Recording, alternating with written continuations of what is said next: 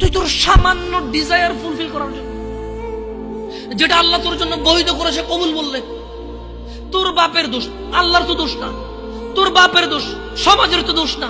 তোর বাপ তোকে বিয়ে করে না ভাই আমার, তোর বাপ মনে করে তুই ছোট, 18 বছর বয়স তোর বাপ মনে করে তোর বাপ 16 বছর বয়সে হস্তমৈথুন করছে, তোর 22 বছর, তুই এখনো ছোট নুনু খাস, দুধু খাস।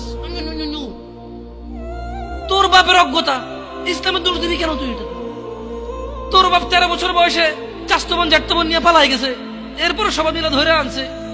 এরপর তোর বাপের তোর দাদারা বলছে কলিযুগ কলিযুগ শেষ হয়ে গেছে। 20 বছর আগের কথা বলতেছি। তোর বাপ 14 বছর বয়সে লুকায় লুকায় খেরেছিন ওই কি। আরে ভাই আপনি শহরের ভাই, শহরের বয়স করতে বসে, হ্যাঁ? আর সব মানুষ শহরে গেলাম, আমি দেখছি তো ঢাকা শহর খালি হয়ে যায় কেন তাহলে ঈদে? আমারে বলেন না যে আমরা না ঢাকা শহরে থাকি, কিছু বুঝি না। হ্যাঁ, এবার বলবেন না আমাকে, আমি বাংলা পারি না, একটু পারি, এবার বলার দরকার নেই আমাকে। না, আমরা জানি আপনার সব মানুষই গ্রামে, ঢাকা শহর ঈদ হলে সব খালি হয়ে যায়, ওই যায় না।